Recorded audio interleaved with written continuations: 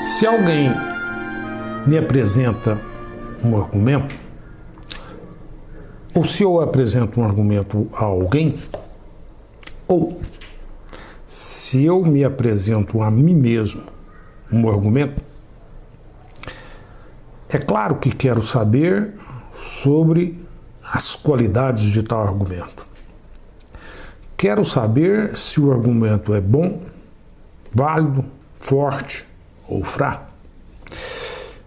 Afinal, será que a conclusão se segue das premissas do tal argumento? Nesse sentido, apresentamos a seguir alguns passos que nos auxiliam na classificação dos argumentos. Passos para a classificação de argumentos. Apresentamos aqui 7 passos. No primeiro deles é dito o seguinte: imagine todas as circunstâncias em que as premissas poderiam ser verdadeiras.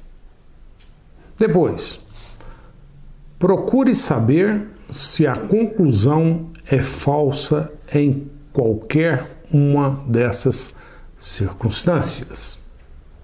Estamos, portanto, imaginando circunstâncias e observando premissas e conclusão. Estamos imaginando premissas verdadeiras e procurando saber se a conclusão em tal circunstância é falsa.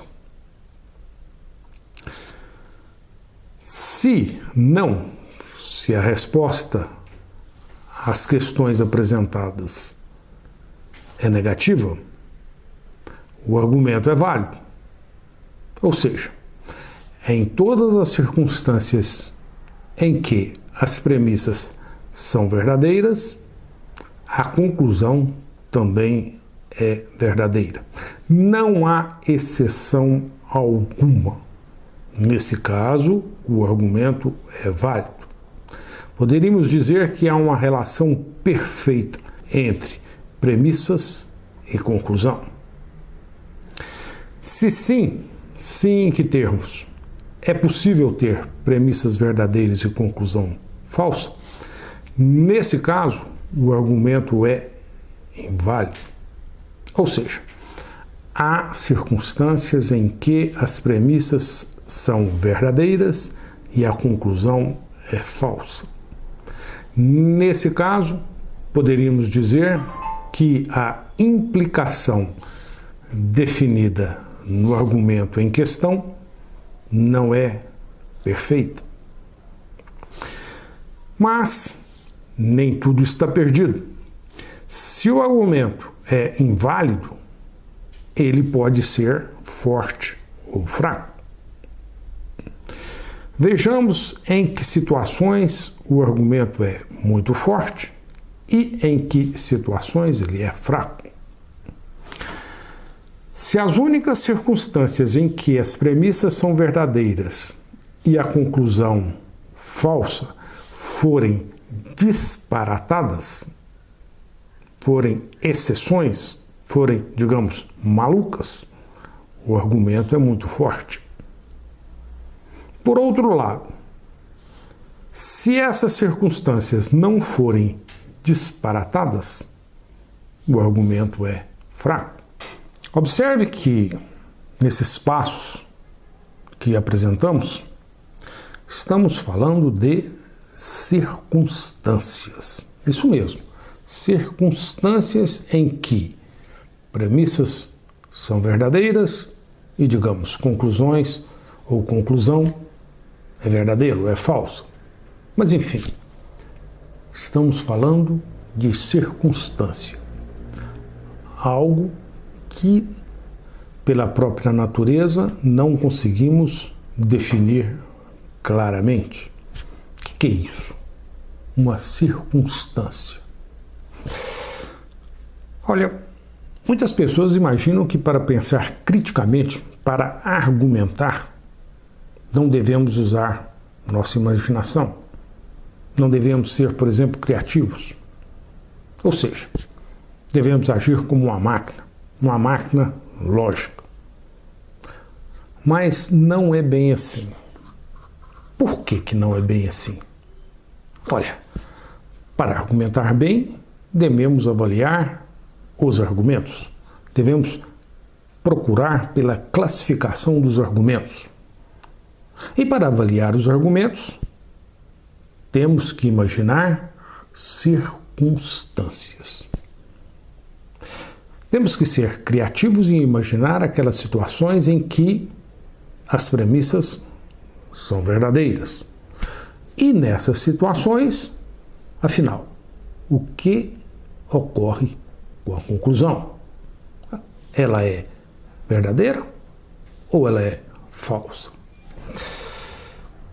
Vamos ver mais um exemplo no qual colocamos em prática tais ideias. Apresentamos nessa folha 2 argumentos. Um é válido e o outro não é válido. O primeiro nos diz o seguinte: todo mamífero tem um coração.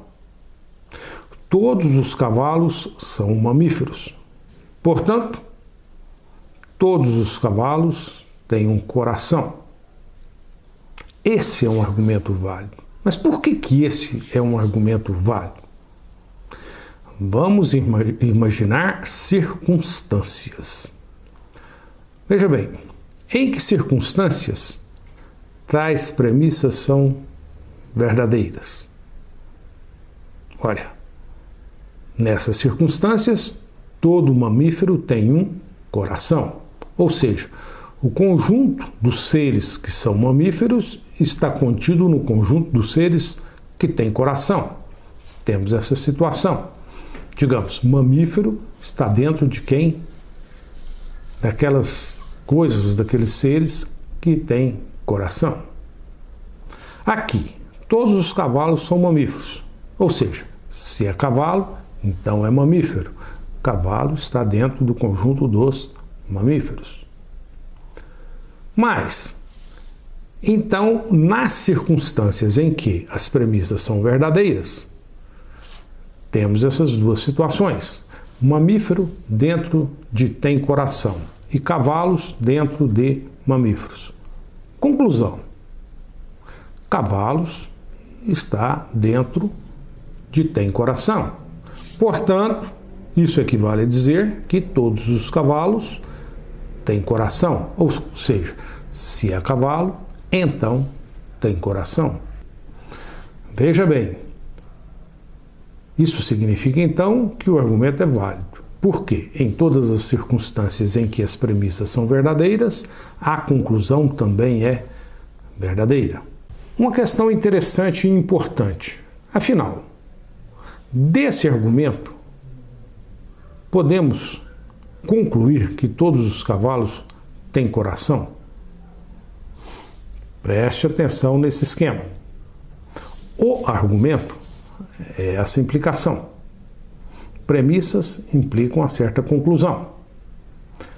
Para concluir o que está expresso na conclusão, para derivar esse conhecimento, usando esse argumento, é necessário que o conjunto de premissas, o P, seja também verdadeiro. No contexto desse argumento, isso significa o quê? Concluir que todos os cavalos têm coração demanda saber se é realmente verdadeira essa situação e que também é realmente verdadeira essa situação. Será que é verdadeiro que todo mamífero tem coração? Será que é verdadeiro que todo cavalo é mamífero? Se tais situações forem verdadeiras, as premissas são verdadeiras. Dado que P é verdadeiro e que P implica Q, então Q também é verdadeiro. Ou seja, a conclusão é verdadeira. Aqui apresentamos um outro argumento, um argumento não válido. Todos os cavalos até hoje observados tinham coração. Portanto, todos os cavalos têm coração. Esse argumento não é válido, porque é possível uma circunstância em que todos os cavalos até hoje observados tinham ou têm realmente coração, mas pode ocorrer que apareça um cavalo que não tem coração. Ou seja, pode existir cavalos sem coração que ainda não foi observado. É claro que essa é uma situação, digamos, disparatada, meio fora do senso usual das pessoas. Mas essa é uma situação que pode ocorrer. Isso é diferente desse caso. Nesse caso, não há situação em que as premissas são verdadeiras e a conclusão é falsa. Aqui sim, é possível imaginar, ser criativo e pensar em uma situação na qual essa premissa é verdadeira e essa conclusão é falsa. Nesse caso, considerando esse esquema, mesmo que as premissas sejam verdadeiras, dado que o argumento não é válido, não podemos com segurança concluir o que está expresso na conclusão. Isso vai depender se o argumento é forte ou fraco. Se ele for forte, poderemos, com uma certa margem de confiança, concluir o que está expresso na conclusão.